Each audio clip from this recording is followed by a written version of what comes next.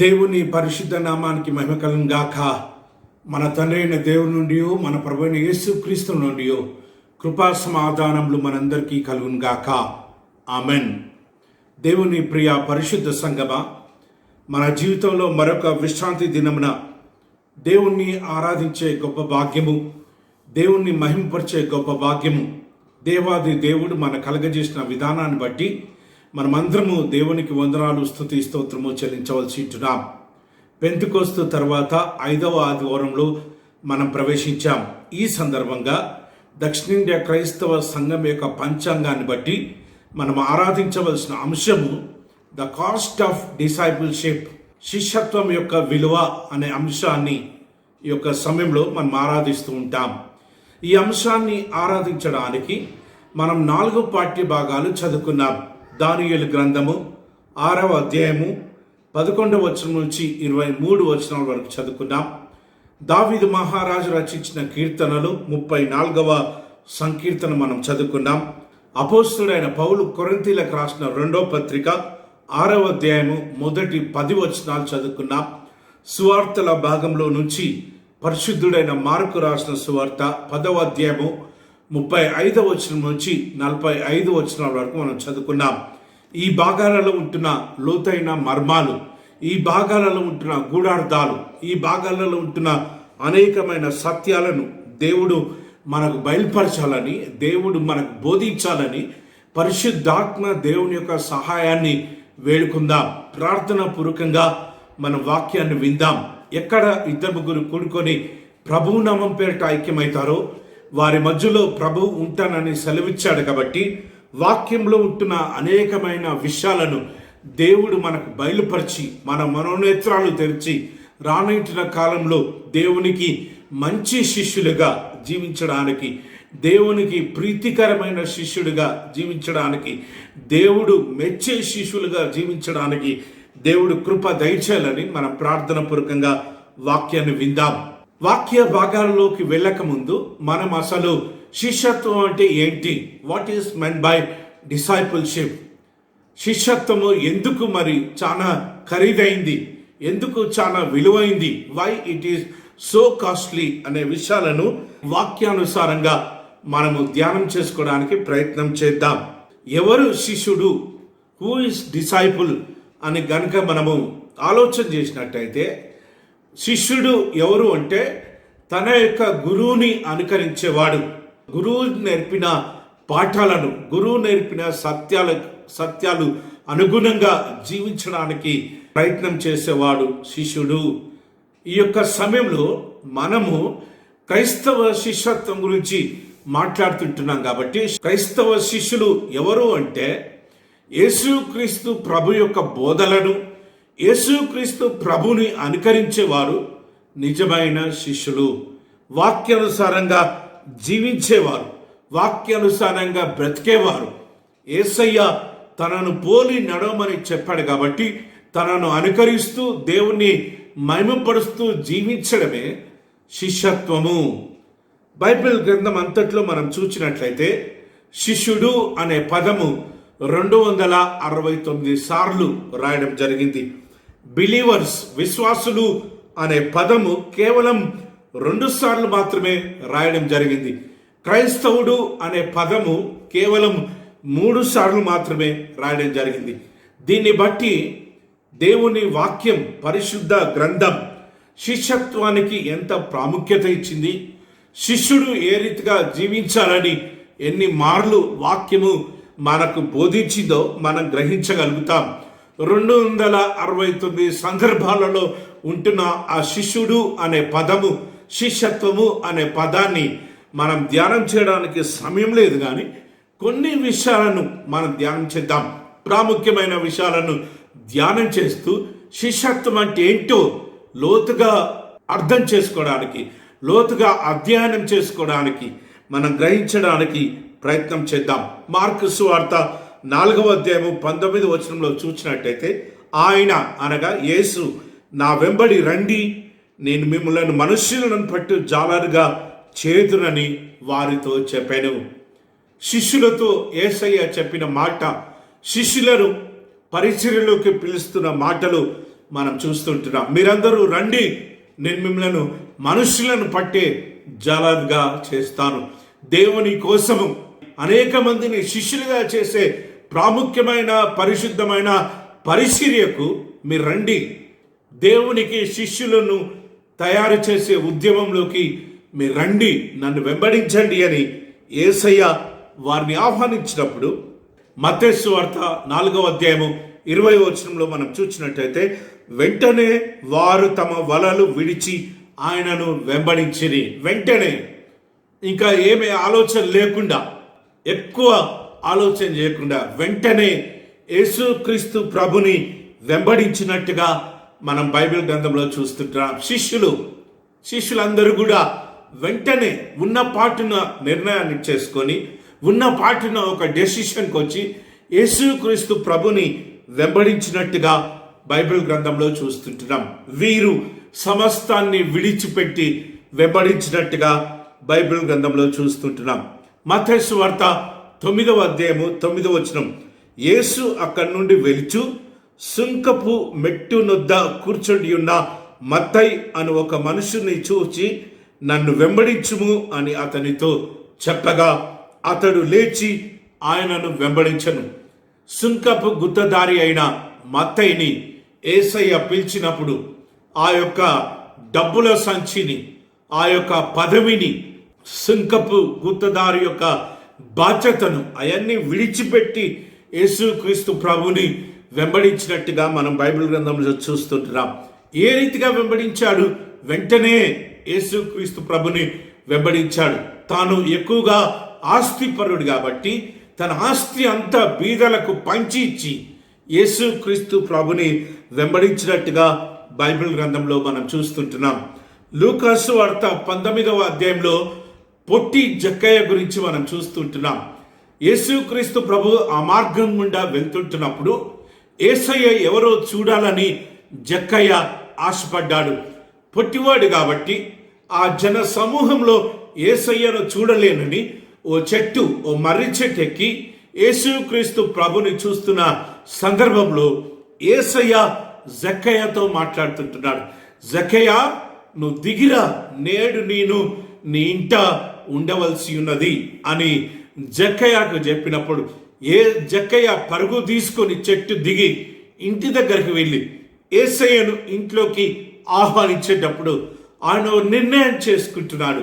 ఏంటిదంటే, ఈ పరిశుద్ధుడు నా కుటుంబంలోకి రాకముందే నేను పరిశుద్ధుడు అయిపోవాలి, నా కుటుంబం అంతా పరిశుద్ధతలోకి రావాలని జక్కయ్య తీర్మానం చేసుకొని అపరిశుద్ధుడిగా ఉంటున్న జక్కయ్య యేసయ్యతో కన్విక్ట్ అవుతూ ఉంటున్నాడు. యేసయ్యతో చెప్తుంటున్నాడు, అయ్యా, నా ఆస్తిలో సగము అమ్మి బీదలకు పంచిచ్చేస్తా, ఎవరెవరి దగ్గర అయితే అక్రమంగా నేను డబ్బులు వసూలు చేశానో వారందరికీ 4 రెట్లు ఇచ్చేస్తానని రూపాంతరపరచబడి మారిపోయి మారు మనసు పొంది పాపక్షమాపణ యేసయ్య దగ్గర పొందుతున్నట్టుగా మనం వాక్యంలో చూస్తుంటున్నాం. శిష్యత్వము, యేసయ్య శిష్యులుగా కావాలి అంటే సమస్తాన్ని విడిచిపెట్టాలి అని నేర్చుకుంటున్నాం. యేసయ్యను ఉన్నపాటున అనుకరించాలి అని నేర్చుకుంటున్నాం. యేసుక్రీస్తు ప్రభుని మరి బ్లైండ్గా వెంబడించాలి అని నేర్చుకుంటున్నాం.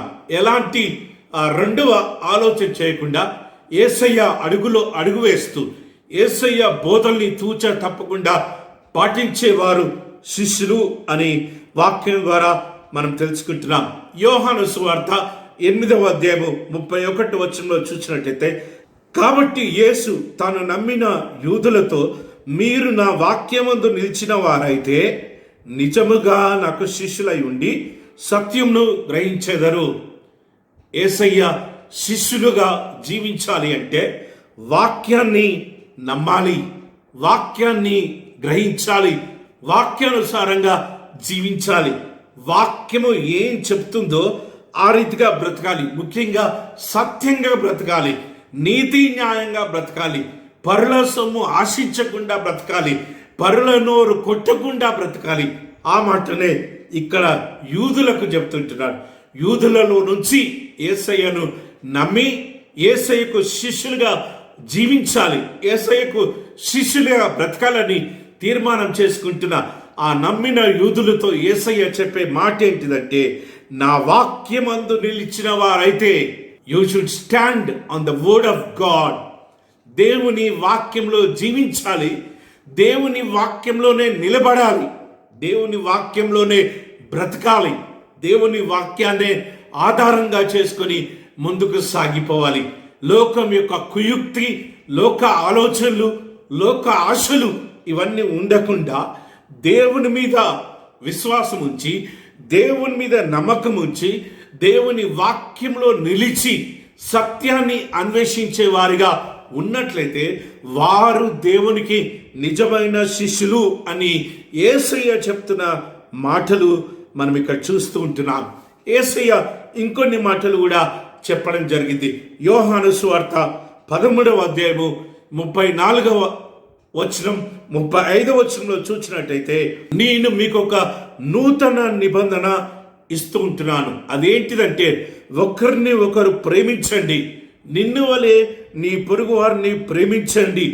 ఆ రీతిగా ప్రేమిస్తే మీరు నాకు శిష్యులైతారని యేసయ్య యోహాను సువార్త 13వ అధ్యాయంలో చెప్తూ ఉంటున్నాడు. ఎవరైతే యేసుక్రీస్తు ప్రభుని మాటలు విని యేసయ్య మాట ప్రకారము జీవిస్తారో, తమను తాము ఏ రీతిగా ప్రేమించుకుంటున్నారో, తమ యొక్క పొరుగు వారిని, తమ యొక్క స్నేహితులను, తమ కావలసిన వారిని ప్రేమించేవారిగా ఉన్నట్లయితే వారే నిజమైన శిష్యులు అని యేసయ్య చెప్తున్న మాటను మనం ఇక్కడ చూస్తుంటున్నాం.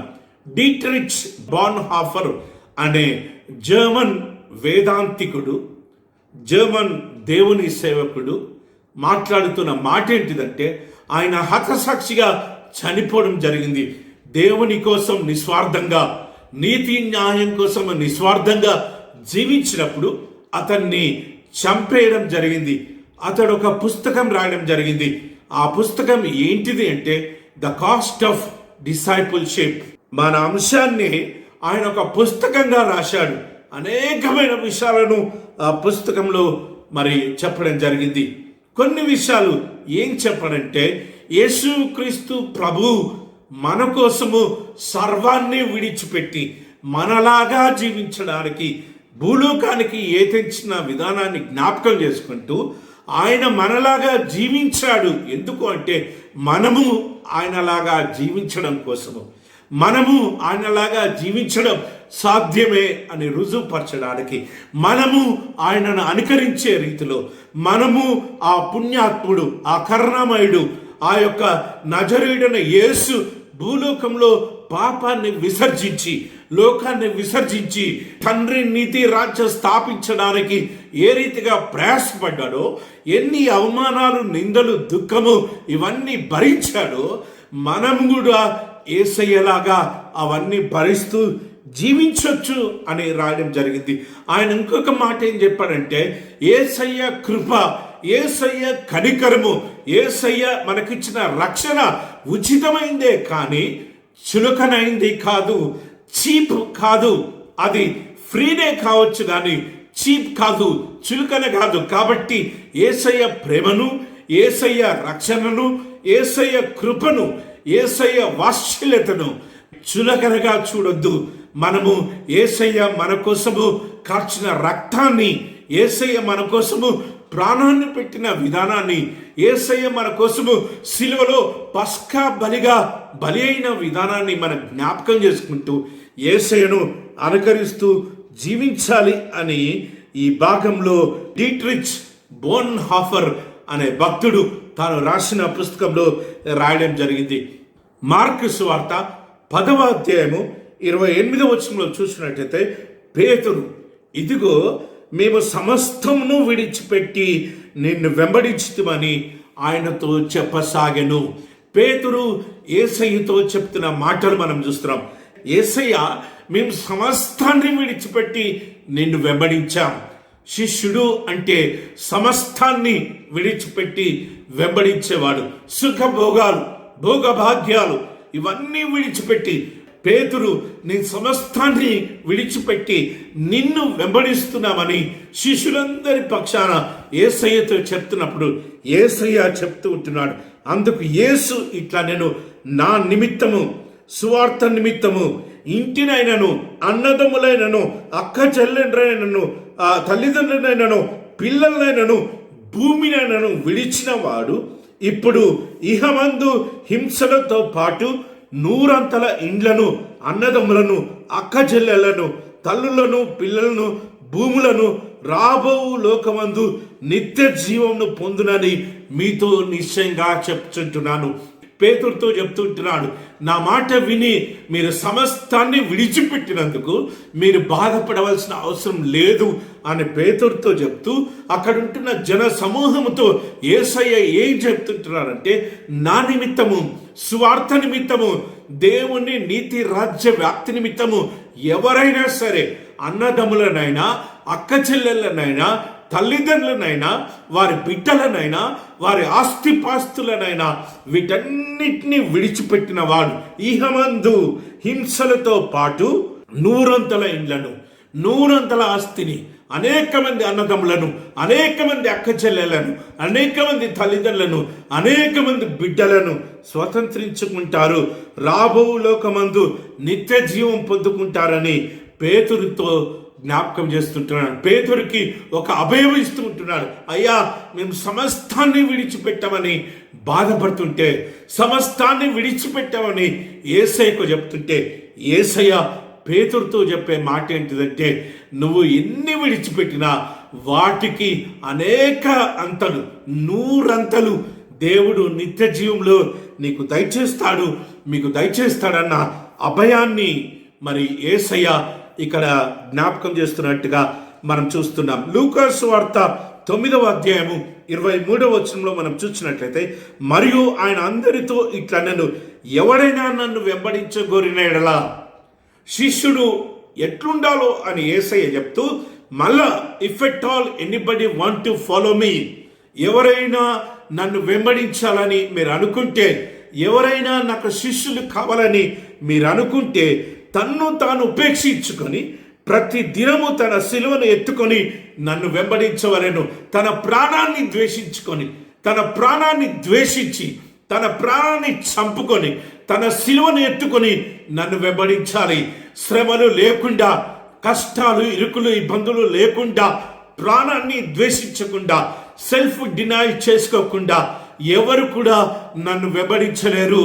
నన్ను వెంబడించాలి అంటే తల్లిని, తండ్రిని, అన్నదమ్ములను, అక్కచెల్లెలను, ఆస్తిపాస్తులను, ఆఖరికి ప్రాణాన్ని సహా ద్వేషించి తన సిలువను ఎత్తుకొని నన్ను వెంబడించవలెను. తన ప్రాణాన్ని రక్షించుకొని గోరువాడు దాన్ని పోగొట్టుకొనును, నా నిమిత్తము తన ప్రాణాన్ని పోగొట్టుకొని వాడు దానిని రక్షించుకొనును.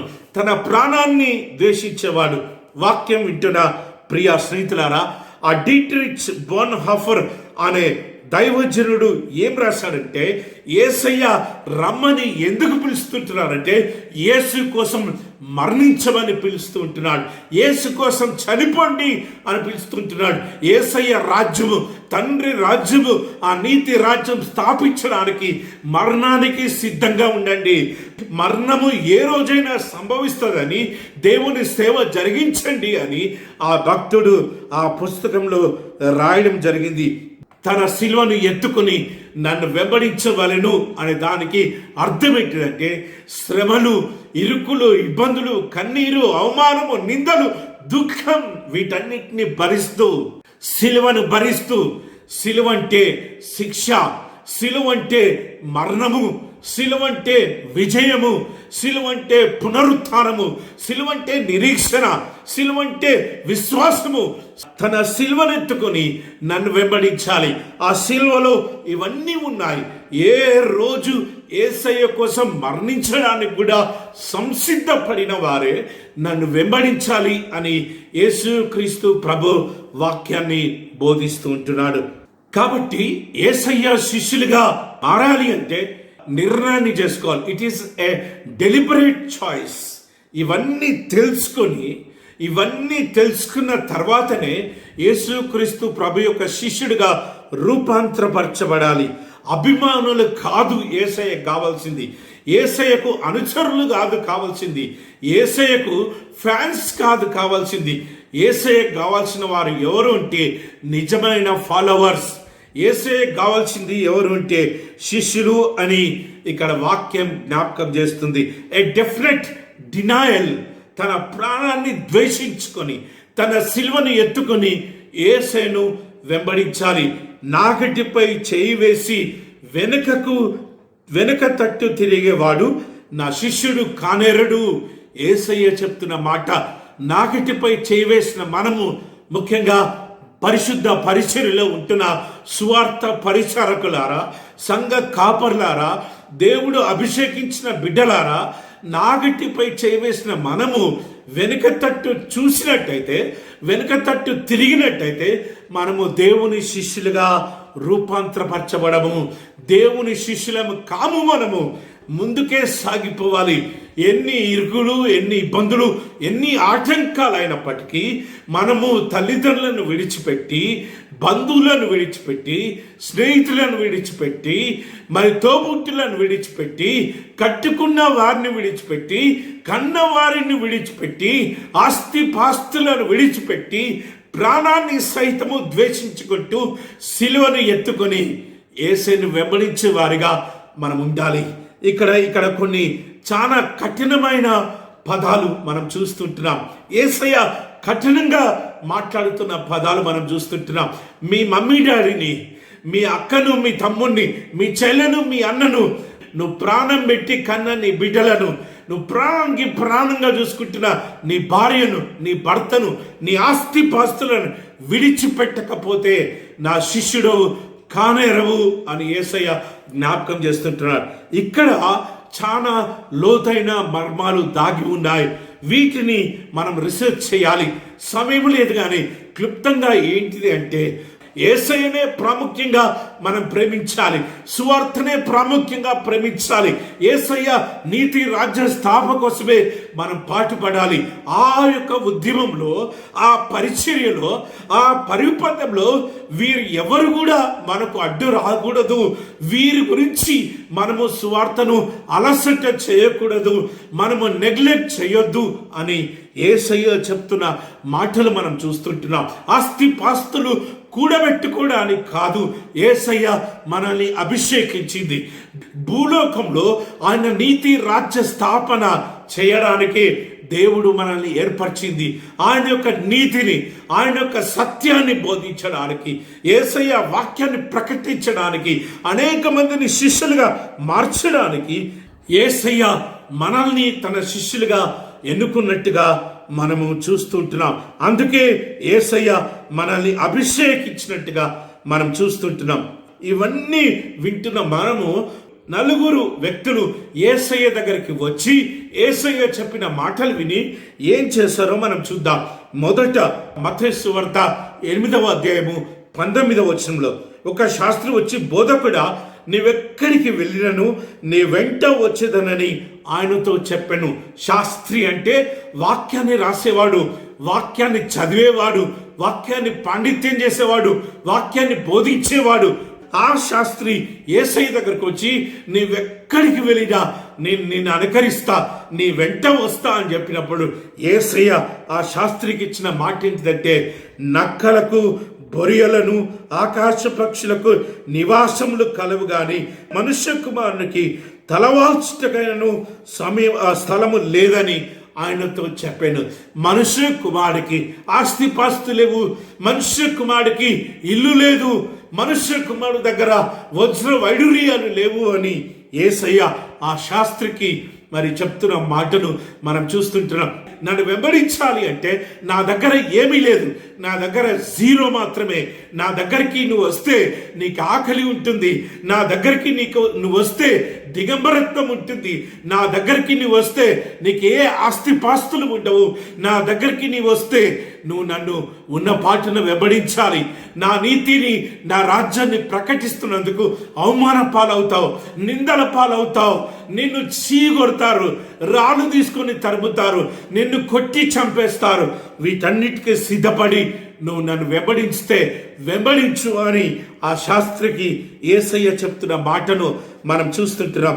రెండవ వ్యక్తి యేసయ్య దగ్గరకు వచ్చి, యేసయ్య నన్ను వెంబడించు అని చెప్తున్నప్పుడు ఆయన యేసయ్యతో చెప్తున్న మాట ఏంటిదంటే, నా తండ్రిని పాతిపెట్టి నేను వస్తానని యేసయ్యతో చెప్పినప్పుడు మృతులను పాతి పెడతారు, నువ్వు వచ్చి నన్ను వెంబడించు అని యేసయ్య జ్ఞాపకం చేస్తుంటున్నా. ఇక్కడ కూడా కొంచెం కఠినత్వాన్ని మనం చూస్తుంటున్నాం. కన్న తల్లిని విడిచిపెట్టి యేసయ్యను వెంబడించడం అంటే వారిని యేసయ్య పరిచర్యలో తల్లి గాని తండ్రి గాని అడ్డుగా ఉండొద్దు. వారి యొక్క యోగక్షేమాలు మనం చూడాలి. దూరం నుంచైనా తల్లి తండ్రి యోగక్షేమాలు చూడాలి. వారి యొక్క అవసరతల నిమిత్తము మనం సహాయకరంగా ఉండాలి. కానీ ప్రాముఖ్యమైంది యేసయ్య, ప్రాముఖ్యమైంది వాక్యము, ప్రాముఖ్యమైంది సువార్త పరిచర్య, ప్రాముఖ్యమైంది యేసయ్య, దేవుని నీతి రాజ్య స్థాపన. ఈ యొక్క ఉద్యమంలో వారు మనకు అడ్డుబండలుగా ఉండకూడదు అని యేసయ్య వాక్యాన్ని జ్ఞాపకం చేస్తుంటున్నాడు. మూడవ వ్యక్తి రావడం జరిగింది. లూకాసు వార్త 9వ అధ్యాయము 61వ వచనంలో మనం చూస్తున్నాం. మరి ఒకడు, ప్రభువా నీ వెంట వచ్చేదని గాని నా ఇంటనున్న వారి యొద్ద సెలవు తీసుకొని వచ్చుటకు మొదట నాకు సెలవు ఇమ్మని అడగను. నా ఇంటికి వెళ్ళి నా ఇంటి వారితో మాట్లాడి నేను వస్తా అని తెలియజేస్తుంటున్నా. శిష్యులు ఆ రీతిగా రాలేదు. శిష్యులు భార్యను బిడ్డలతో మాట్లాడి రాలేదు. శిష్యులు ఉన్న పాటున యేసయ్యను వెంబడించారు. సమస్తాన్ని విడిచిపెట్టి, లోకాన్ని విడిచిపెట్టి, లోకాశలు విడిచిపెట్టి, లోకంలో ఉంటున్న బంధువులను బాంధవ్యాలను అన్ని విడిచిపెట్టి, వారి యొక్క వలలను విడిచిపెట్టి, వారి యొక్క వృత్తిని విడిచిపెట్టి యేసయ్యను ఉన్న పాటున వెంబడించినట్టుగా మనం చూస్తుంటున్నాం. మత్తయి సువార్త 19వ అధ్యాయము 16వ వచనంలో మనం చూస్తుంటున్నాం. అక్కడ ఓ రిచ్ యంగ్ మ్యాన్ గురించి మనం చూస్తుంటున్నాం. చాలా డబ్బు ఉంటున్న ఒక యవనస్తుడి గురించి మనం చూస్తుంటున్నాం. ధనాపేక్ష మీద ఆసక్తి కలిగిన ఒక యవనస్తుడి మీద మనం చూస్తుంటున్నాం. ఆ యవనస్తుడు వచ్చి, బోధకుడా, నిత్య జీవం పొందుటకు నేను ఏ మంచి కార్యము చేయాలి అని అడుగుతున్నప్పుడు, మంచి కార్యం అంటే ఆజ్ఞలను పాటించు, నరహత్య చేయొద్దు, దొంగతనం చేయొద్దు, వ్యభిచారం చేయొద్దు, అబద్ధాలు ఆడొద్దు, నిన్ను వలె నీ పొరుగువాణ్ణి ప్రేమించాలి, తల్లిదండ్రులను సన్మానించాలి అని ఆ యవనస్తుడికి చెప్తున్నప్పుడు, అయ్యా ఇవన్నీ నేను చేస్తూనే ఉన్నాను, ఇంకా ఏమి కుదుగా ఉంది నాకు చెప్పు అని యేసయ్యను అడుగుతున్నప్పుడు, నీ వెళ్ళి నీకున్న ఆస్తి అంతా అమ్మి బీదలకు పంచిచ్చి వచ్చి నన్ను వెంబడించు అని చెప్తున్నప్పుడు, ఆ యవనస్తుడు మిగుల ఆస్తిపరుడు కాబట్టి, మిగుల ధనాపేక్ష కలిగిన వాడు కాబట్టి ఈ మాట నచ్చక యేసయ్యను వెంబడించకుండా వెళ్ళిపోయినట్టుగా మనం చూస్తుంటున్నాం. వాక్యం వింటున్న ప్రియ స్నేహితులారా, శిష్యత్వం అంటే ఏంటో అర్థం చేసుకోవడానికి మనం ప్రయత్నం చేస్తుంటున్నాం. యేసయ్య మాటలలో, శిష్యులు చేసిన చేతలలో, కొంతమంది చేసిన చేతలను మనం చూస్తూ ఏ రీతిగా నిజమైన శిష్యత్వం అంటే ఏంటో మనం అర్థం చేసుకొని రానున్న కాలంలో ఆ రీతిగా జీవించడానికి ప్రయాసపడడానికి ఇవన్నీ మనము ధ్యానం చేస్తూ ఉంటున్నాం. ధనాపేక్ష సమస్త కీడుకు మూలము అని అపోస్తుడైన పౌలు చెప్తుంటున్నాడు. పరిశుద్ధ పరిచర్యలో ఉన్నవారు పరిశుద్ధ పరిచర్యను చాలా విశ్వాసంతో, చాలా నీతి నిజాయితీతోనే ప్రారంభిస్తారు. కానీ పరిశుద్ధ పరిచర్యలోకి వచ్చినాక డబ్బుని చూసి, స్వేచ్ఛను చూసి, ధనాపేక్షకు గురి అయిపోయి, విచ్చలవిడి జీవితానికి గురి అయిపోయి, శరీర కోరికలకు బందీ అయిపోయి, జీవము డంబానికి బలి అయిపోయి, నేత్రాశకు బలి అయిపోయి, శ్వాసంలో జీవించకుండా అపరిశుద్ధంగా జీవిస్తున్న సంఘ కాపరులను, అపరిశుద్ధంగా జీవిస్తున్న అభిషేకించబడిన వారిని కూడా, అపరిశుద్ధంగా జీవిస్తున్న దేవుని సేవకులను మనం చూస్తుంటున్నాం. వారితో దేవుడు మాట్లాడుతుంటున్నాడు. మత్తయి సువార్త 28వ అధ్యాయము 19వ వచనంలో చూసినట్టయితే, కాబట్టి మీరు వెళ్ళి సమస్త జనులను శిష్యులుగా చేయండి. యేసయ్య ఇక్కడ శిష్యులకు చెప్తుంటున్నా, ఎవరైతే శిష్యులుగా తీర్మానం చేసుకున్నారో, ఎవరైతే జీవితాంతం మట్టుకు ఈ శ్రమలన్నీ భరించి, మరణాన్ని సైతము భరించి, మా సిలువను ఎత్తుకొని, మా ప్రాణాన్ని ద్వేషించి, మాకున్న బంధువులను బాంధవ్యాలను అన్ని తెంచుకొని, ఆస్తిపాస్తులన్నింటినీ విడిచిపెట్టి యేసుని వెంబడిస్తామని తీర్మానం చేసుకున్నారో, వారు చేయవలసిన పని ఏంటిదో యేసయ్య ఇక్కడ చెప్తుంటున్నాడు. మీరు వెళ్ళి సమస్త జనులను శిష్యులుగా చేయండి. యేసయ్య శిష్యులుగా తరబిదు చేసే ఉద్యమంలో మనమందరము ఉండాలని యేసయ్య జ్ఞాపకం చేస్తుంటున్నాడు. యేసయ్య పేరు చెప్పుకొని, వాక్యం పేరు చెప్పుకొని బ్రతుకుతున్న మనము, యేసయ్య అభిషేకించిండు, దేవుడు అభిషేకించిండు, పరిశుద్ధాత్మ ఉంది, నేను పిలువబడ్డాను, నాకు పిలుపు ఉంది అని చెప్పుకుంటున్న వారందరూ చేయవలసిన ప్రాముఖ్యమైన బాధ్యత ఏంటిదంటే, యేసయ్య కోసము శిష్యులను తయారు చేయడం. యేసయ్య కోసము శిష్యులను తయారు చేసే ఉద్యమంలో మనమందరము ముందుకు సాగిపోవాలని దేవుడు జ్ఞాపకం చేస్తుంటున్నాడు. దేవుని వాక్యానికి విధేయత చూపిస్తూ, యేసయ్య మాటలకు విధేయత చూపిస్తూ, యేసయ్య చెప్పిన విధానంలో జీవిస్తూ, ఆయన యొక్క వాక్య బోధలకు మన జీవితాన్ని సమర్పించుకొని, ఆ వాక్యం ఏం చెప్తుందో అది చేసేవారిగా మనం ఉండాలి. వాక్యము చెప్తున్న విధానాన్ని నిర్వహించే విధానంలో, వాక్యము మనల్ని నడిపిస్తున్న విధానంలో ఎన్ని శ్రమలు, ఎన్ని ఇరుకులు, ఇబ్బందులు, ఎంత కన్నీరు, ఎంత అవమానము, ఎన్ని దుఃఖాలు, ఎన్ని సమస్యలు వచ్చినా కానీ వాటిని భరిస్తూనే ముందుకు సాగిపోయేవాడు నిజమైన సేవకుడని మనం ఇక్కడ చూస్తున్నాం. క్లుప్తంగా 2 విషయాలను మనం చూస్తుంటున్నాం.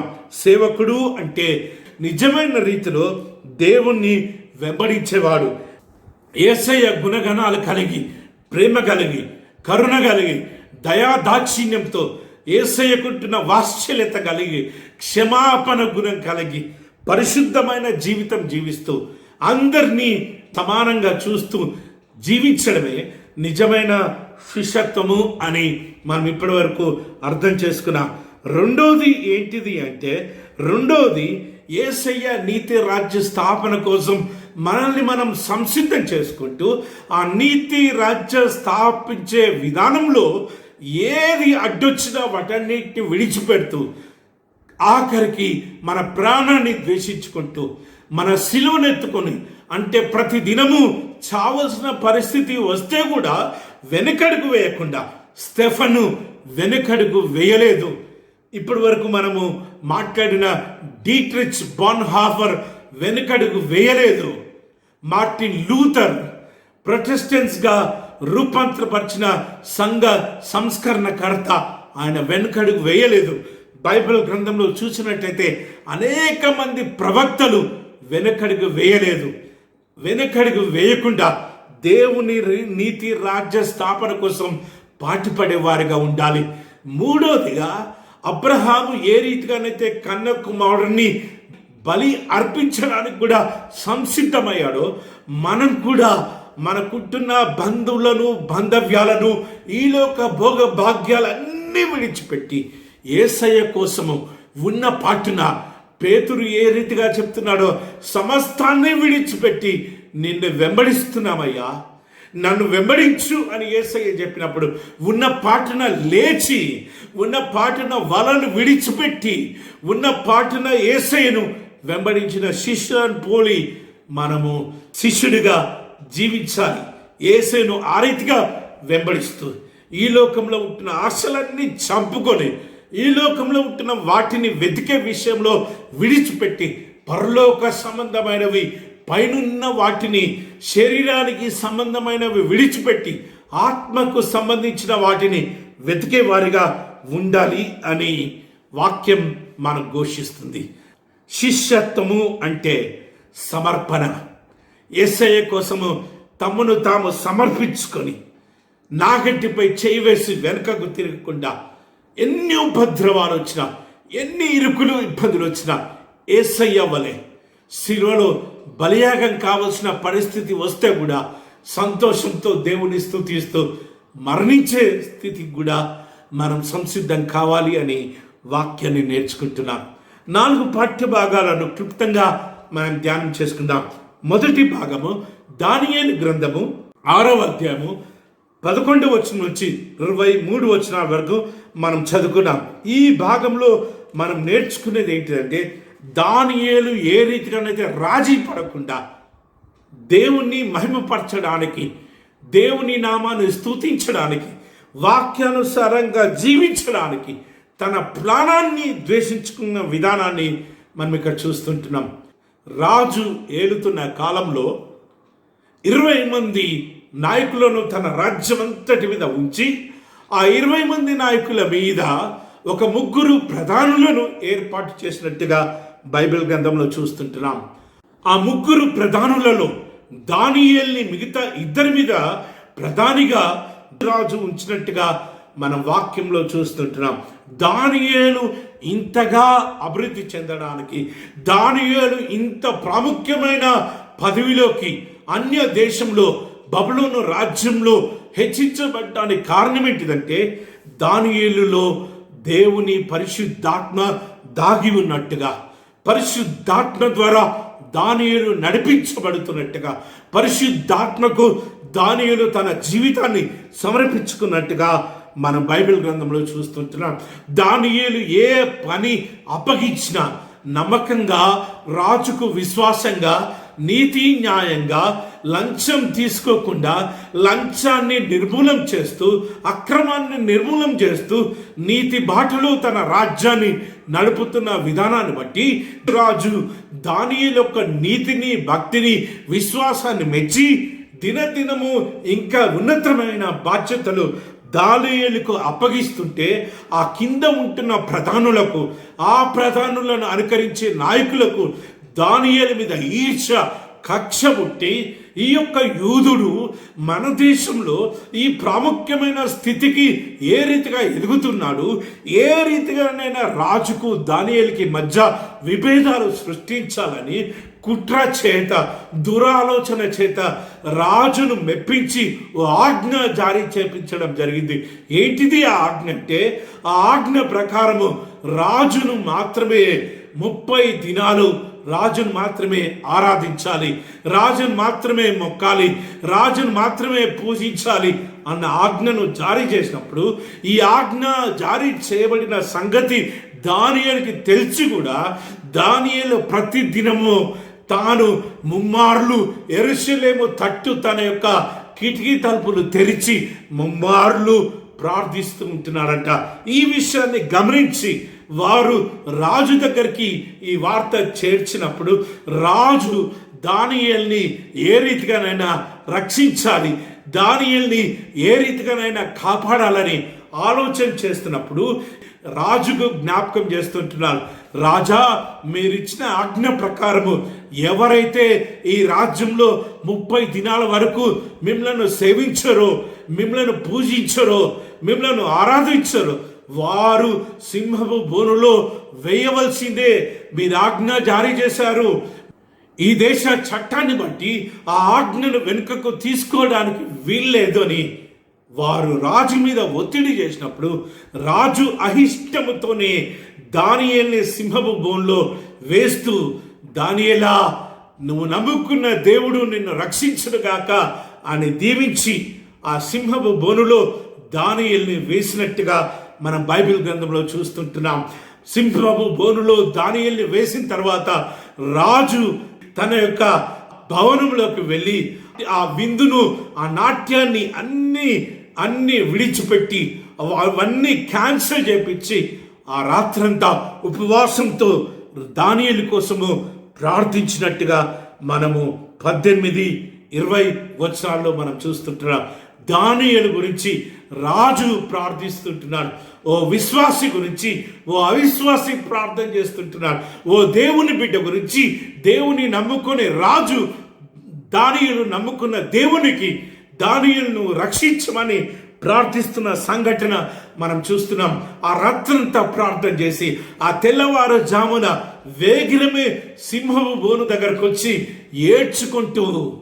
ఏడ్చుకుంటూ కన్నీరు గాడుస్తూ, దానియేలా, నువ్వు నమ్ముకున్న జీవం గల దేవుడు నిన్ను రక్షించాడా అని మాట్లాడుతుంటున్నాడు. జీవం గల దేవుడు అని సంబోధిస్తుంటున్నాడు. దానియేలు నమ్ముకున్న దేవుడే జీవం గల దేవుడని సింహపు బోనులో దానియేలు జీవముతో ఉండక ముందే విశ్వసిస్తున్న మాటను మనం చూస్తుంటున్నాం. దానియేలు సింహం బోను నుంచి బయటికి రాకముందే దానియేలు గురించి ప్రార్థిస్తున్న రాజును మనం చూస్తుంటున్నాం. అవును రాజా, దేవుని దృష్టిలో నేను నీతిమంతుడిగా ఎంచబడ్డాను కాబట్టి, దేవుని దృష్టిలో నిందారహితుడిగా ఎంచబడ్డాను కాబట్టి దేవుడు తన ఆత్మను పంపించి సింహాల నోటిని మూయించాడు అని రాజుతో చెప్పినప్పుడు రాజు అత్యానంద భరితుడై తన బంట్రౌతులకు ఆజ్ఞాపించి దానియేలు సింహపు బోనులో నుంచి బయటికి తీసి దానియేలు మీద కుట్రబడిన వారందరినీ, వారి బిడ్డలను, వారి భార్యలను ఆ సింహబోనులో వేయించి చంపేసినట్టుగా మనం చూస్తుంటున్నాం. ఆ తర్వాత రాజ్యమంతటి మీద దానియేలు నమ్ముకున్న దేవుడే జీవం గల దేవుడు. దానియేలు సేవించిన దేవుణ్ణే ఈ రాజ్యంలో ఉంటున్న వారందరూ కూడా సేవించాలి. సింహపు బోనులో నుంచి, ప్రాణాపాయ స్థితిలో నుంచి తన సేవకుని రక్షించిన దేవుడు అని దర్వేష్ రాజు దేవునికి సాక్ష్యం ఇచ్చిన విధానాన్ని మనం చూస్తుంటున్నాం. ఓ శిష్యుడు ఇంకొక శిష్యుణ్ణి తయారు చేసిన విధానాన్ని మనం చూస్తుంటున్నాం. మరణాన్ని సైతము లెక్క చేయనప్పుడు, తన ప్రాణాన్ని ద్వేషించుకున్నప్పుడు, ఏ రీతిగా దానియేలు విశ్వాసాన్ని కాపాడుకున్నప్పుడు, ప్రాణాన్ని సహా ద్వేషించుకున్నప్పుడు, తన సిల్వనెత్తుకుని దేవుణ్ణి వెంబడించినప్పుడు, దేవుడు ఏ రీతిగా దానియేలు జీవితంలో అద్భుత కార్యాన్ని జరిగించాడో, తద్వారా ఏ రీతిగా రాజును కూడా జీవం గల దేవుని శిష్యుడిగా మార్చాడో, ఆ తర్వాత రాజ్యంలో ఉంటున్న బిడ్డలందరూ కూడా జీవం గల దేవుణ్ణి సేవించి జీవం గల దేవుడికే శిష్యులు కావాలని ఏ రీతిగా దేవుడు గొప్ప కార్యం చేశాడో మనం చూస్తుంటున్నాం.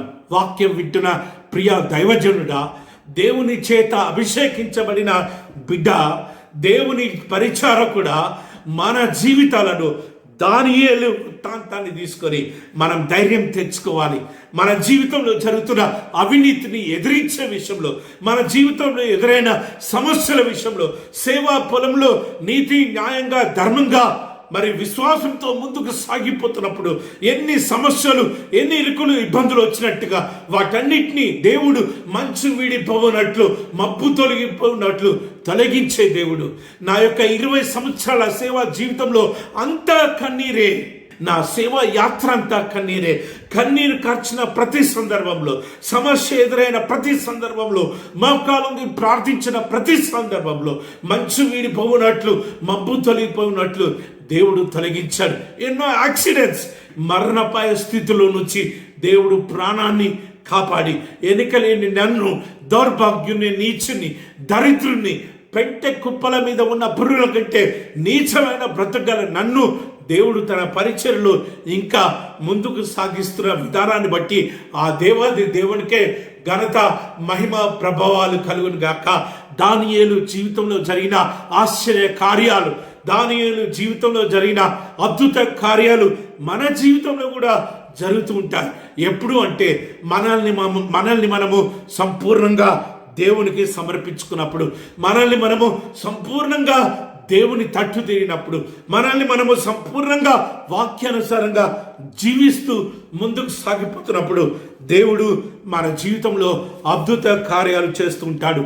రెండో భాగంలో అపోస్తలుడైన పౌలు కొరింథీయులకు రాసిన 2వ పత్రిక 6వ అధ్యాయము మొదటి 10 వచనాలు అపోస్తలుడైన పౌలు ఏం చెప్తుంటున్నాడంటే, ఇరుకుల్లో, ఇబ్బందులో, సమస్యలో, శ్రమలలో, ప్రాణపాయ స్థితిలో కూడా ఉత్సహించు, ఆనందించు. ఓ శిష్యుడిగా ఇవన్నీ నీ కలుగుతున్నందుకు, ఈ ఉపద్రవాలు, ఈ సమస్యలు, ఈ కన్నీరు, ఈ శ్రమలు, ఈ యొక్క దిగంబరత్వము, ఈ యొక్క ఆకలి, ఇబ్బందులన్నీ ఎదురవుతున్న విధానాన్ని బట్టి నువ్వు ఆనందించు అని అపోస్తుడైన పౌలు చెప్తుంటున్నాడు. 4వ వచనం నుంచి మనం చూద్దాం.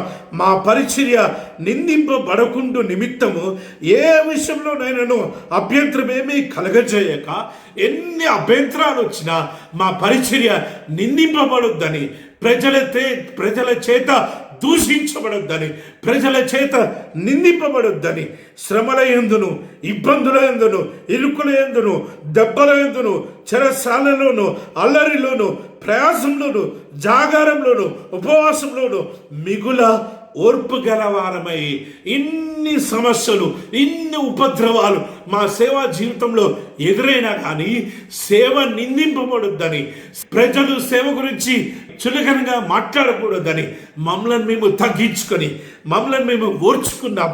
దెబ్బలు కొట్టిన ఓర్చుకున్నాం, ఆకలికి ఓర్చుకున్నాం, ఉపవాసాలలో, జాగారాలలో, అల్లరిలో, చెరసాలలో, అగ్నిలో, చీకటిలో, రాళ్లతో కొట్టినప్పుడు, కొరడాలతో కొట్టినప్పుడు, వీటన్నిటిలో మేము ఓర్పు గలవారమై పవిత్రతతోనూ, జ్ఞానముతోనూ, దీర్ఘశాంతముతోనూ, దయతోనూ, పరిశుద్ధాత్మ వలన నిష్కపటమైన ప్రేమతోనూ, సత్యవాక్యము చెప్పుట వలనైనా, దేవుని బలము వలనైనా, కుడి ఎడమల నీతి ఆయుధములు కలిగి, ఘనతల వలన, సుకీర్తి దుఃఖీర్తి వలన దేవుని పరిచారకమై ఉండి అన్ని స్థితుల్లో మమ్మల్ని మేము మెప్పించుకొనుచున్నాము. మమ్మల్ని మేమే మెప్పించుకుంటున్నాం, మమ్మల్ని మేమే తృప్తిపరుచుకున్నాం.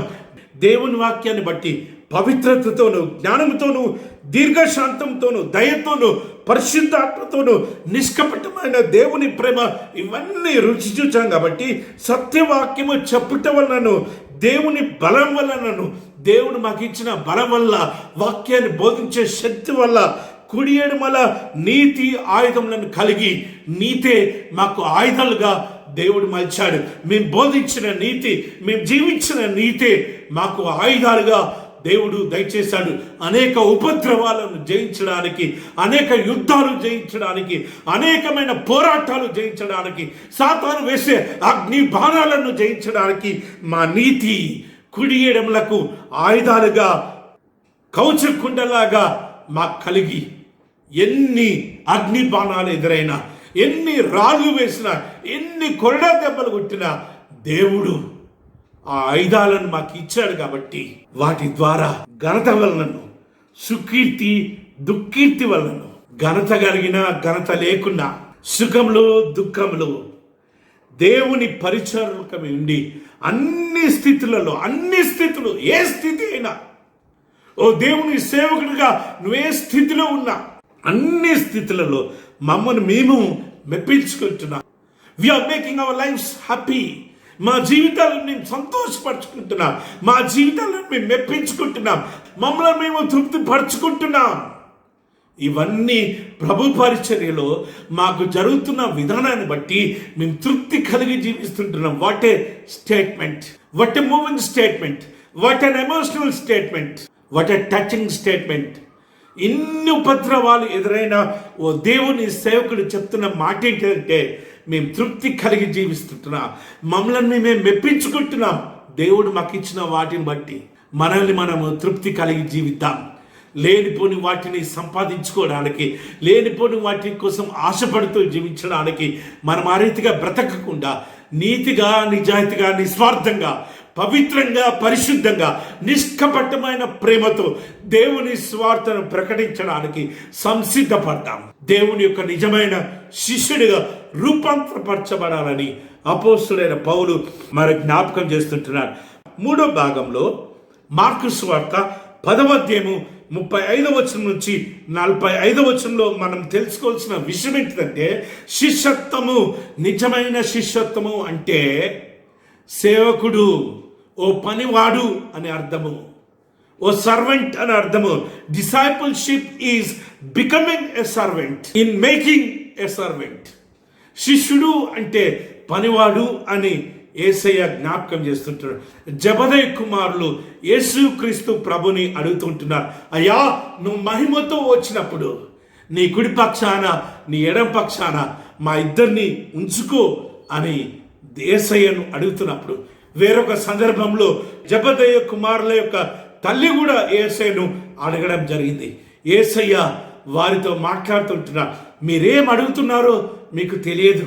నేను త్రాగే గిన్నెలోనిది త్రాగుటకైనను, నేను పొందబోచున్న బాప్తీసము పొందుటైనను మీ చేత అగునా అని యేసయ్య వారిని తిరిగి ప్రశ్నించినప్పుడు, యేసయ్య మా చేత అవుతుంది, నువ్వేం తాగుతున్నావో మేము తాగలుగుతాం, నువ్వు పొందబోయే బాప్తీసాన్ని కూడా మేము పొందుకోగలుగుతామని చెప్తున్నప్పుడు, ఒకవేళ ఎన్ని పొందుకుంటారేమో కానీ నా కుడి పక్కన ఎవరుండాలో, నా ఎడమ పక్కన ఎవరుండాలో అది దేవుని ఆధీనంలో ఉంది అని యేసయ్య వారికి జ్ఞాపకం చేస్తుంటున్నాడు. పదవుల కోసం ప్రాకులాడే వారితో పదవులను సంపాదించుకోవడానికి, పదవులను కొనుక్కోవడానికి, పదవులను పొందిన తర్వాత అక్రమంగా పరిపాలించే వారితో యేసయ్య మాట్లాడే మాట ఏంటిదంటే, ఆ కింద భాగంలో యేసయ్య వారికి జ్ఞాపకం చేస్తుంటున్నాడు. ఏమని అంటే 42వ వచనంలో యేసు వారిని తన యొద్దకు పిలిచి వారితో ఇట్లా, నేను అన్యజనులలో అధికారులని ఎంచబడిన వారు మీ మీద ప్రభుత్వము చేయుదురు, వారిలో గొప్పవారు వారి మీద అధికారం చేయుదురని మీకు తెలుసు. లోకంలో దేవుని భయం భక్తి లేని వారు పదవుల కోసం ప్రాకులాడుతూ ఉంటారు, పరిపాలించాలని ప్రాకులాడుతూ ఉంటారు, అధికారం చేయాలని ప్రాకులాడుతూ ఉంటారు. ఇవన్నీ లోకాశలు అని యేసయ్య వారి జ్ఞాపకం చేస్తుంటున్నాడు. అన్య జనులు, దేవుణ్ణి ఎరగని వారు ఈ రీతిగా ప్రాకులాడుతూ ఉంటారు, ఈ రీతిగా ప్రయాసపడుతూ ఉంటారు, అధికారం కోసం ప్రాకులాడుతూ ఉంటారు, అధికారాన్ని సంపాదించడానికి ఏ అన్యాయమైన పని అయినా చేయడానికి ప్రాకులాడుతుంటారని యేసయ్య చెప్పి 43వ వచనంలో ఎవరు అధికారి, ఎవరు గొప్పవాడు, ఆ గొప్పవాడు ఏ రీతిగా ఉండాలి, ఆ అధికారి ఏ రీతిగా ఉండాలో యేసయ్య జ్ఞాపకం చేస్తుంటున్నాడు. మీలో అలాగూ ఉండకూడదు, మీలో ఎవడైనాను గొప్పవాడై ఉండగోరిన ఎడల మీకు పరిచారము చేయువాడై ఉండవలెను. Here Jesus is giving new definition for power. అధికారానికి, పెత్తనానికి యేసయ్య నూతన నిర్వచనాన్ని ఇస్తుంటున్నాడు. అదేంటిదంటే, మీలో గొప్పవాడై ఉండగొన్నవాడు మీకు పరిచారకుడై ఉండవలెను. మీలో ఎవడైనాను ప్రముఖుడై ఉండగొర్ర ఎడల వాడు అందరికీ దాసుడై ఉండవలెను. పరిచారకుడై ఉండాలి, దాసుడై ఉండాలి. సంఘాలకు సేవకులు మనము, సంఘాలకు సేవ చేయడానికి, సంఘాల మీద ప్రభుత్వం చేయడానికి కాదు, సంఘం మీద అధికారం చూపించడానికి కాదు, సంఘం మీద పెత్తనాన్ని చూపించడానికి కాదు, కానీ సంఘానికి సేవ చేయడానికి, సంఘాన్ని ఎత్తబడే గుంపులో ఉంచే ఉద్యమములో వారందరికీ పరిచారం చేయడానికి, వారందరినీ ప్రభు మార్గంలో నడిపించే దాసుడిగా, వారందరికీ ప్రభువాక్యం బోధించే దాసుడిగా, వారందరికీ ప్రభు యొక్క పరిచారము చేయడానికి దేవుడు ఎన్నికలేని మనల్ని ఎన్నుకున్నాడన్న సత్యాన్ని మనం ఎరగాలి. 45వ వచనంలో యేసయ్య చెప్తున్న మాట, మనుష్య కుమారుడు పరిచారం చేయించుకుంటకు రాలేదు కానీ పరిచారము చేయుటకే అనేకులకు ప్రతిగా విమోచన క్రయధనంగా తన ప్రాణాన్ని ఇచ్చుటకు వచ్చినను. ప్రాణాన్ని ఇవ్వడానికి, బలియాగం కావడానికి, పరిచర్య చేయడానికి యేసయ్య నేను వచ్చాను అని అక్కడుంటున్న శిష్యులకు, జెబెదయి కుమారులకు ప్రాముఖ్యంగా జ్ఞాపకం చేస్తుంటున్నాడు. ఎందుకు వారికి జ్ఞాపకం చేస్తున్నాడంటే, పరిచర్య కోసమే. దాసుడిగా ఉండాలి, పరిచర్య చేసేవారిగా ఉండాలి, ప్రాణాన్ని అర్పించేవారిగా ఉండాలి, తప్పిపోయిన గొర్రెను వెతికే కాపరిగా ఉండాలి, ఆ గొర్రెల మందలో చేర్చే కాపరిగా ఉండాలి, వేరొక మందను, చీకటిలో ఉంటున్న మందను వెలుగులోకి కలిపే కాపరిగా, వెలుగులోకి నడిపించే కాపరిగా మనం ఉండాలి అని యేసయ్య జ్ఞాపకం చేస్తుంటున్నాడు. భూలోకంలో యేసయ్య శిష్యుల యొక్క పాత్ర ఏంటిదంటే పరిచారకుడు. యేసయ్య శిష్యుడి యొక్క పాత్ర ఏంటిదంటే దాసుడు, పనిచేసేవాడు, సంఘానికి పనిచేసేవాడు, సంఘానికి సేవ చేసేవారిగా మనం ఉండాలి.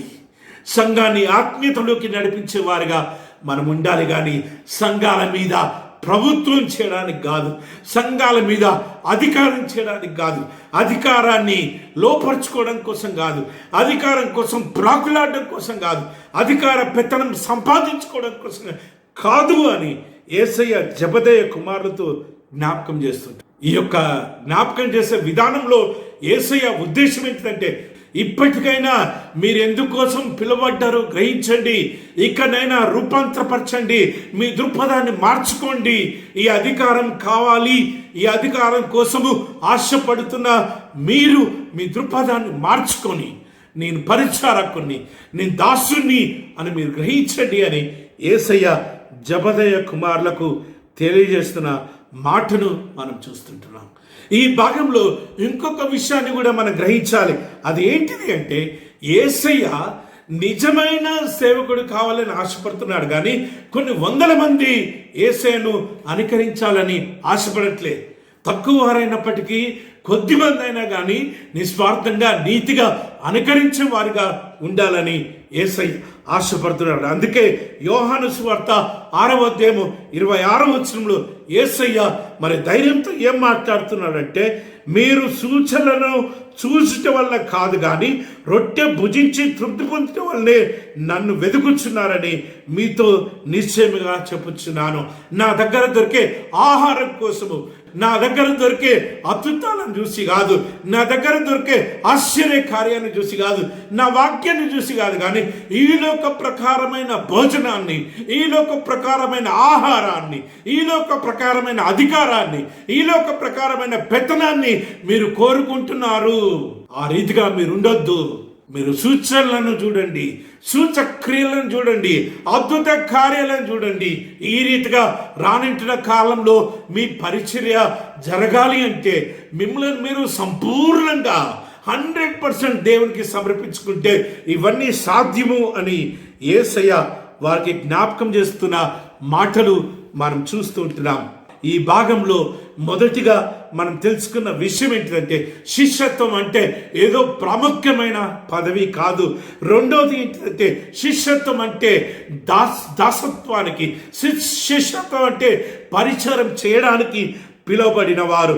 మూడోది ఏంటిదంటే, శిష్యత్వం అంటే యేసయ్యతో ప్రయాణించడం. ఏదో ఒక్కరోజు కాదు, రెండో రోజు కాదు, కానీ మరణించేంత వరకు ఎన్ని ఉపద్రవాలు, ఎన్ని కష్టాలు, ఇరుకులు, ఇబ్బందులు వచ్చినా కానీ మనము కాంప్రమైజ్ కాకుండా, మనము నాగటిపై చేయవేసిన మనము వెనుక తట్టు తిరిగి చూడకుండా యేసయ్యను వెంబడించే వారిగా మనం ఉండాలి అని యేసయ్య జ్ఞాపకం చేస్తుంటున్నాడు. చివరిగా దావీదు మహారాజు రచించిన కీర్తనలు 34వ సంకీర్తన మనం చూసినట్టయితే, అక్కడ ఓ శిష్యుడు ఏ రీతిగా డిసిప్లిన్గా జీవించాలి, ఓ శిష్యుడు ఏ రీతిగా క్రమశిక్షణతో జీవించాలి, తన జీవితాన్ని ఏ రీతిగా నియంత్రించుకోవాలి, ఏ రీతిగా తన జీవితాన్ని వాక్యం అనే క్రమశిక్షణలో మరి పెంచుకోవాలో, ఏ రీతిగా పెంపొందింపజేసుకోవాలో, ఏ రీతిగా వాక్యంలో ఎదగాలో అక్కడ దావీదు మహారాజు రాస్తూ ఉంటున్నాడు. మొదటి 3 వచనాలు మనం చూసినట్టయితే అక్కడ దావీదు మహారాజు దేవుని స్తుతిస్తుంటున్నాడు, దేవుణ్ణి గణపరచమంటున్నాడు, దేవుణ్ణి మహిమపరచమంటుండు, దేవుణ్ణి ఆరాధించమని చెప్తున్న మాటలు మనం చూస్తుంటున్నాం. 4వ వచనం నుంచి 6వ వచనం మనం చూసినట్టయితే అక్కడ దావీదు దేవుడు ఏ రీతిగా ప్రార్థన వింటాడు, ఏ రీతిగా ప్రార్థనకు జవాబిస్తాడు, ఏ రీతిగా దేవుడు మొరను, హృదయాంతరంగంలో నుంచి వచ్చే మూలుగులను దేవుడు వింటాడో, విని జవాబిస్తాడో అక్కడ రాస్తూ ఉంటున్నాడు. 7వ వచనం నుంచి 11వ వచనం వరకు దావీదు ఏం రాస్తుంటున్నాడంటే, దేవునికి భయపడండి, భయభక్తులు కలిగి దేవుని సేవించండి, భయభక్తులు కలిగి దేవుణ్ణి ఆరాధించండి, భయభక్తులు కలిగి దేవుని వెంబడించండి, భయభక్తులు కలిగి దేవుని జీవించండి అని దావీదు మహారాజు చెప్తూ 12వ వచనం నుంచి మనం ధ్యానం చేద్దాం. 12వ వచనం నుంచి 14వ వచనం వరకు మనం చూసినట్లయితే, డిసిప్లిన్ యువర్ సెల్ఫ్, నిన్ను నీవు క్రమశిక్షణ పరచుకో.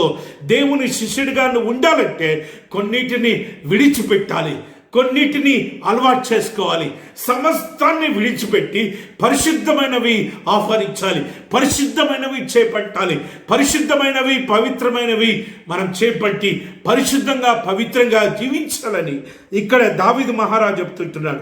12వ వచనం, బ్రతకగోరువాడెవడైనా ఉన్నాడా, మేలు నొందుచు అనేక దినములు బ్రతకగోరువాడెవడైనా ఉన్నాడా, చెడ్డ మాటలు పలకకుండా నీ నాలుకను, కపటమైన మాటలు పలకకుండా నీ పెదవులను కాచుకొనుకో.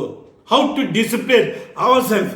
బూతి మాటలు, చెడ్డ మాటలు పలకకుండా, కపటమైన మాటలు, మోసపూరితమైన మాటలు, సాడీలు, కుయుక్తులు చేయకుండా నువ్వు జీవించు అని దావీదు మహారాజు జ్ఞాపకం చేస్తుంటున్నారు.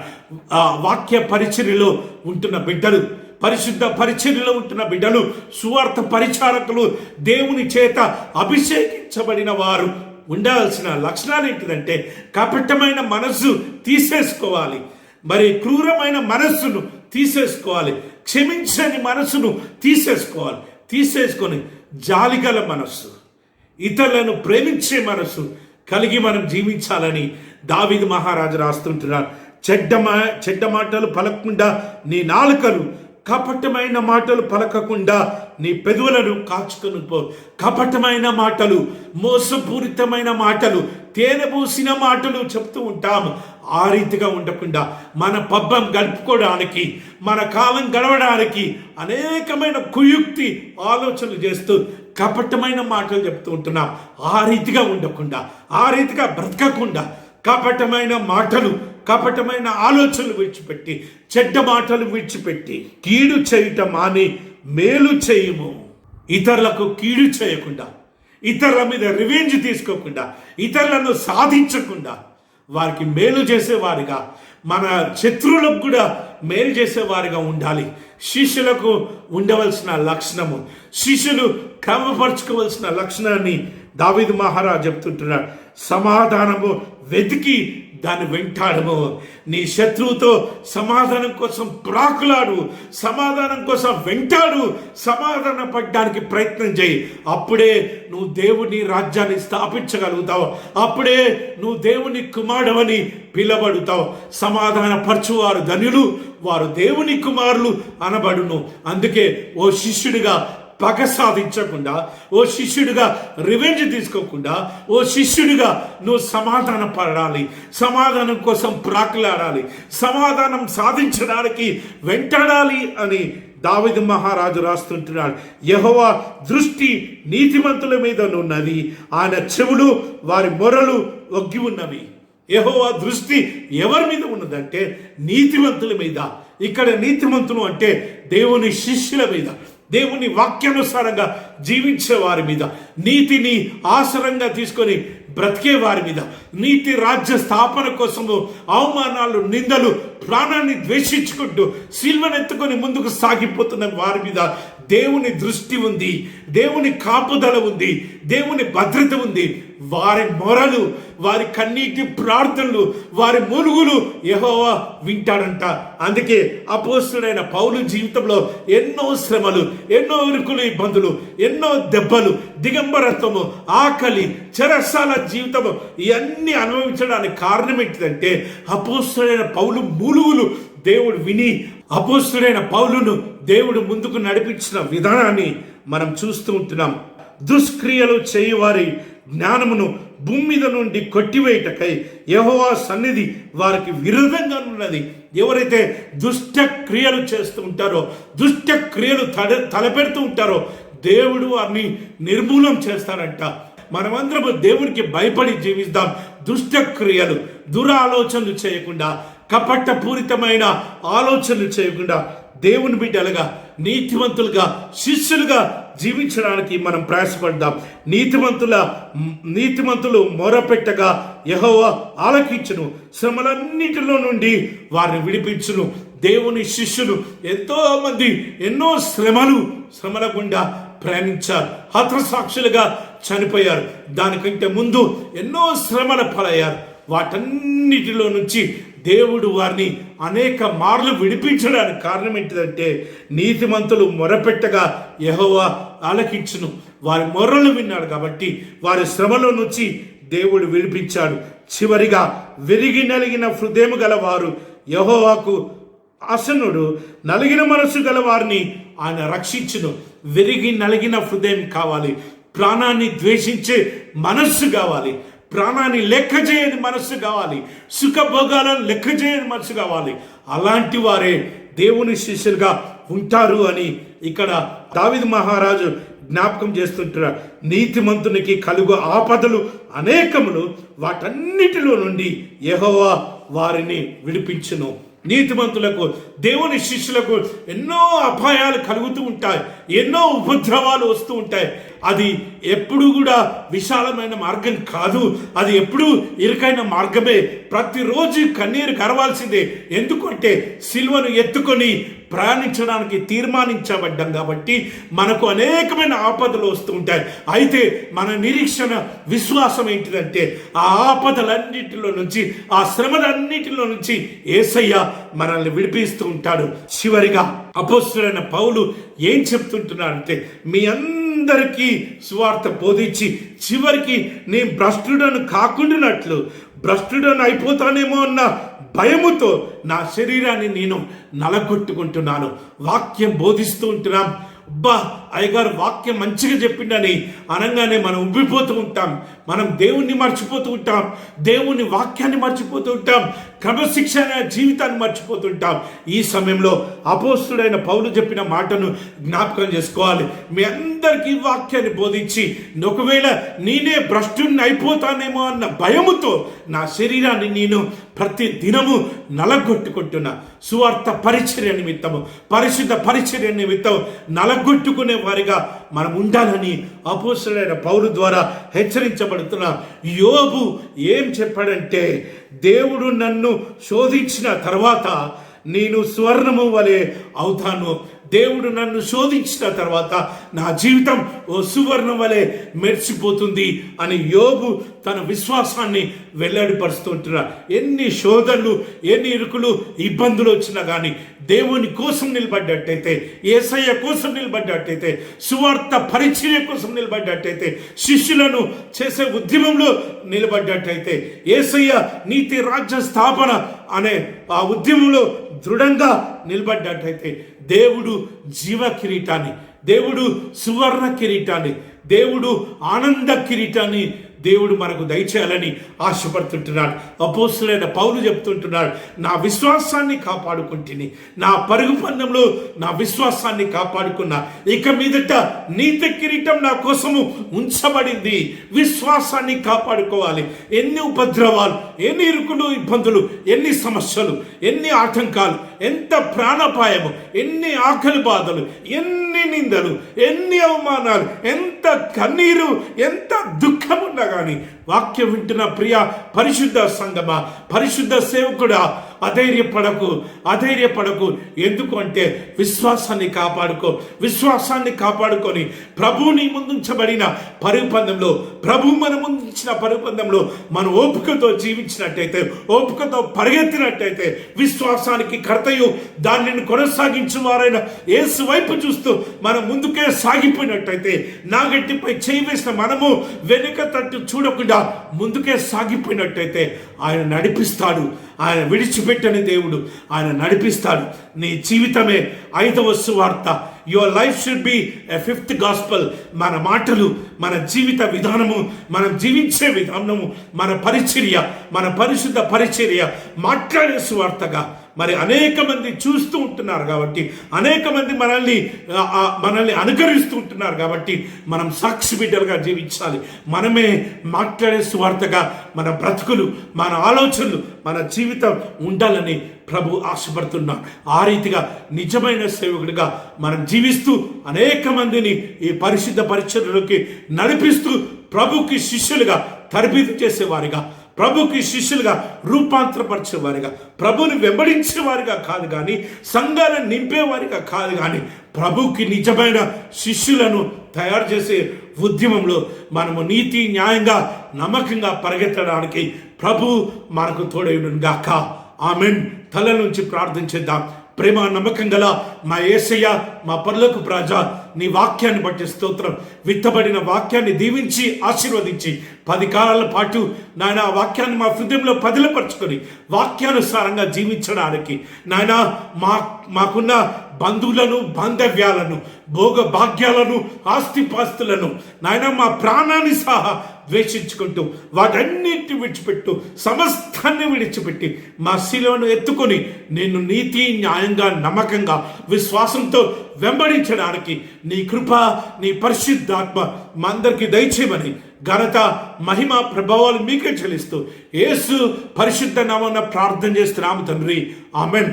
మన తండ్రి అయిన దేవుని ప్రేమ, మన ప్రభు అయిన యేసు క్రీస్తు యొక్క కృప, పరిశుద్ధాత్మ దేవుని యొక్క నడిపింపు, కాపుదల, సంరక్షణ, పోషణ మనందరికీ ఇప్పుడు ఎల్లప్పుడు సదాకాలము తోడై ఉండును గాక. ఆమెన్.